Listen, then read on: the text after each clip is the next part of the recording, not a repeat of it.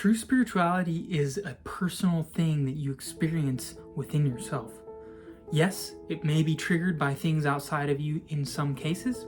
A lot of cases can be, but ultimately it is a personal relationship that you have with the divine within yourself.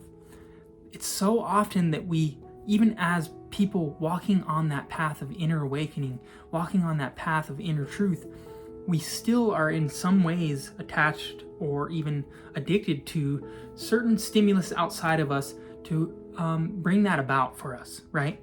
And it's a process of, in a way, replacing those things, right? Because the mind can't be in a vacuum. It can't do nothing. It can be calmed enough to have the settling of the water so that it may see a reflection in that water, right?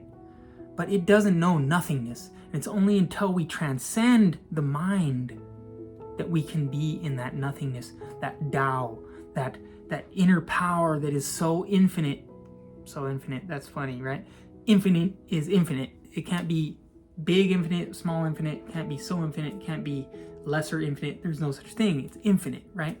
But it is so deep that it is that infinity that is beyond sound, light, quantum energy, all of those things. That's very, very high, right? The greatest of masters reached that, right? And they were here as examples for us. But on that journey, our awakening is always dependent on, in direct alignment, direct correlation to how much we begin to attach to the inner pole, the inner light, the inner sound, the inner joy, the inner beauty, the inner music.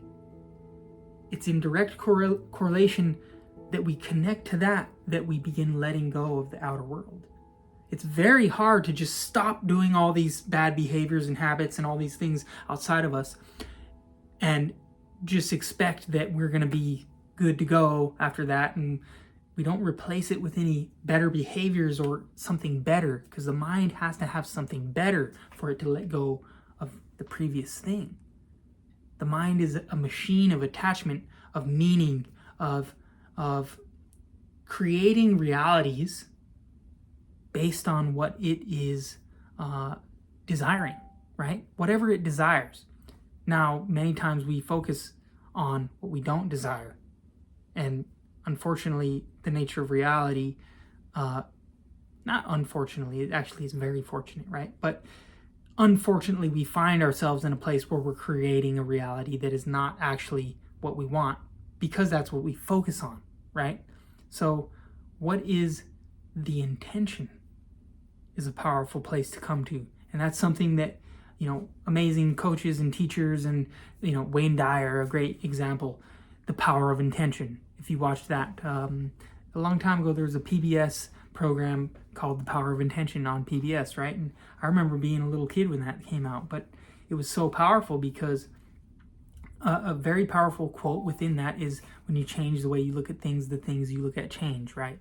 And this is so true, because it really does also mean, what are you looking at within yourself?